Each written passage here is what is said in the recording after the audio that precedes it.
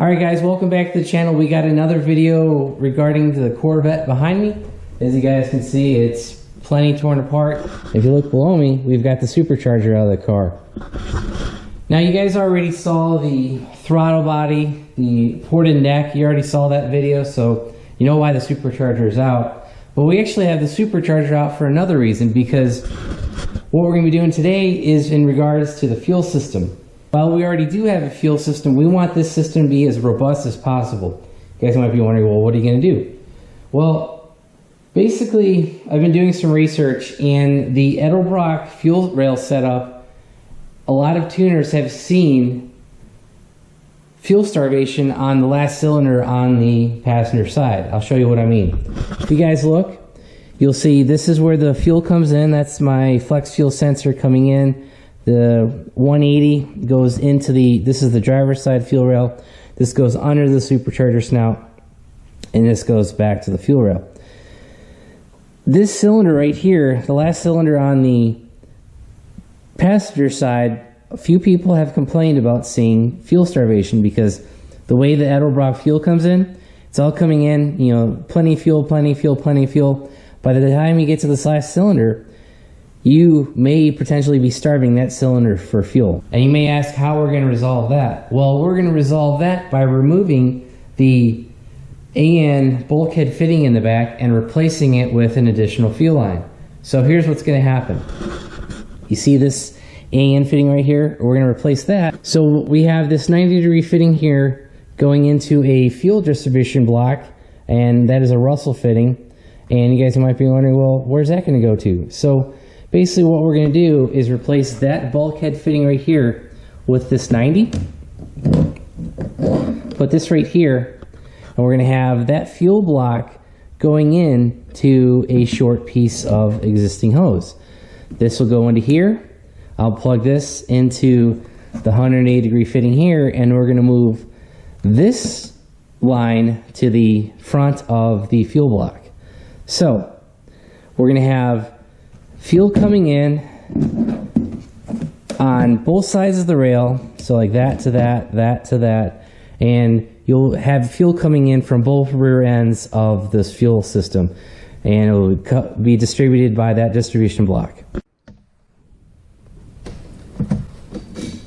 Alright guys, so we're going to be working on this first part, getting this end fitting off. We've got that, oh man, something poison, I don't remember the name for this AN wrench. I'll have a link in the description below to the wrench in the video as well. I'll have that link above.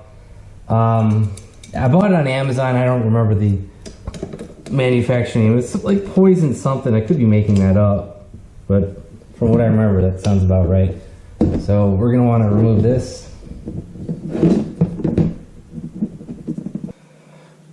Alright guys, we got the fitting out, but tried using the old AN wrench. Yeah, it wasn't happening. I ended up putting my impact on it. I put the impact on low, and finally nudged it loose.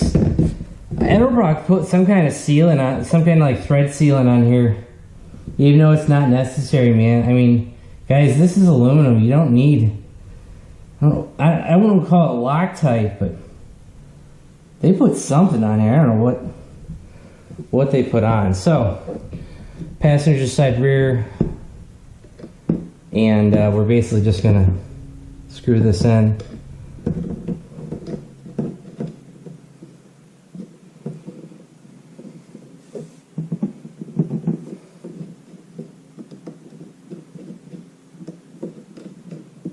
Tighten that up. And guys, this is O-ring, so you do need to be a little bit careful.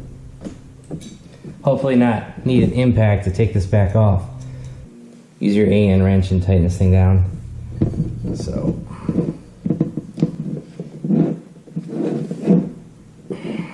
guys, I think that's it. Yeah, that's all that we seated. So pretty simple, just put your fitting in here, tighten it down, and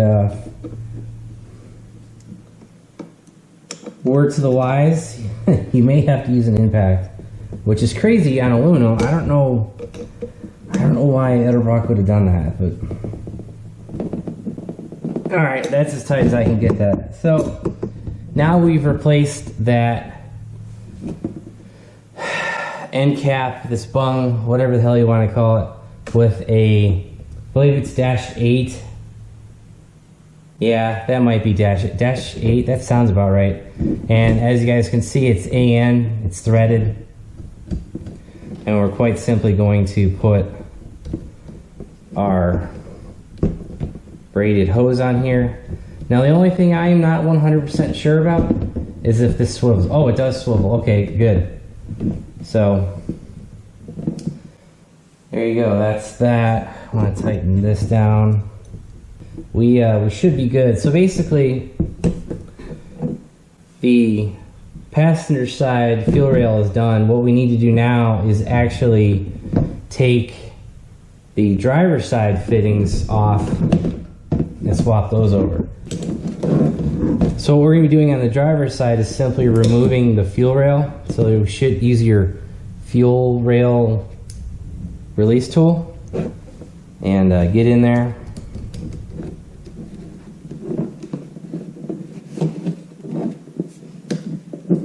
And try to push this out.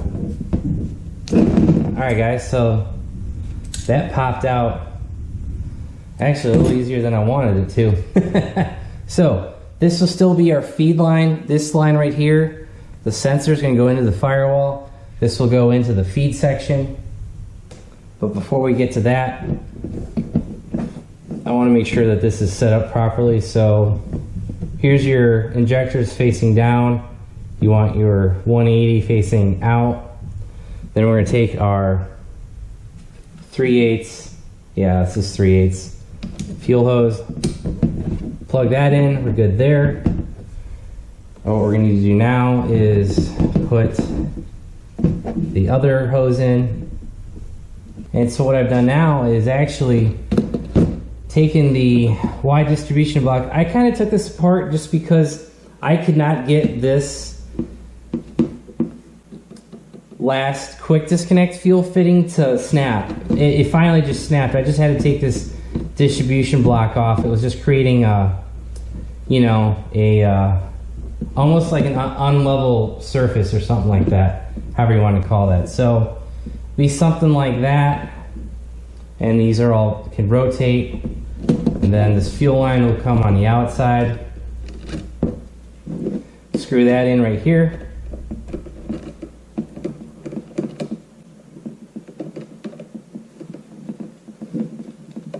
At some point. So screw this in. Alright guys, and this is our basic fuel system. So we're going to have passenger side, driver side looking at it like this. This is going to come forward like so. And then what we're going to have is the feed line that connects the E85 flex fuel sensor back into the car, and this will plug in here like that. That's the last snap that you want, and then this will go back to the firewall. So that's the overall fuel setup for the Corvette. Kind of cumbersome, but the supercharger is big and it will hide a vast majority of this. Alright guys, I just test fit the fuel system onto the car, kind of a rough spacing, just to make sure we had enough hose and make sure that everything was going to line up. And we're good. If anything guys, we probably could have gone a couple inches shorter right here and maybe replace this with a 90-degree fitting as well. But the problem is, if you're going to run a 90 from here, you're going to have to like come out, loop back, and into the fuel rail instead of it, you know, as you guys can see, it's kind of going to line up like that. So there's many options here. With this setup, I only had to replace one hose. Actually, I didn't even do that. I just bought this additional hose. I had this one. I had this one. This is the one that came with the Edelbrock, and we should be good to go. Now, this is kind of a lot of fuel line for under the hood, so it's going to look kind of ugly, but you know, it is what it is. And it's one of the best ways to just make sure that we have equal fuel distribution on both sides of the supercharger. Now, like I was saying, yeah, I probably could have but probably could have gone with a little shorter hose on that 90-degree fitting from Frigola, but you know, we've already bought it. We've had it for a long time, so we're not returning that. And but we'll do a final overview of the fuel rail. You know, when we do the final video before we go dyno, like going over test firing the car, make sure there's no leaks and all that, we do our final checks and stuff, we'll go over this fuel system then. But until then, watch out for that video. It'll probably be pretty soon, because all we gotta do is get the blower back in the car, the intake on, finish the exhaust, and that's gonna be about it, guys. There's not anything really too complicated here, so that'll be pretty much the end of this project. So, and that's gonna be it for this one. So if you guys like the video, give it a big thumbs up. If you haven't already subscribed, please do. If you want to know when I upload new content, hit that bell notification button down below. If you want to help support the channel, click the links down below as well. Thanks, guys. Have a great one.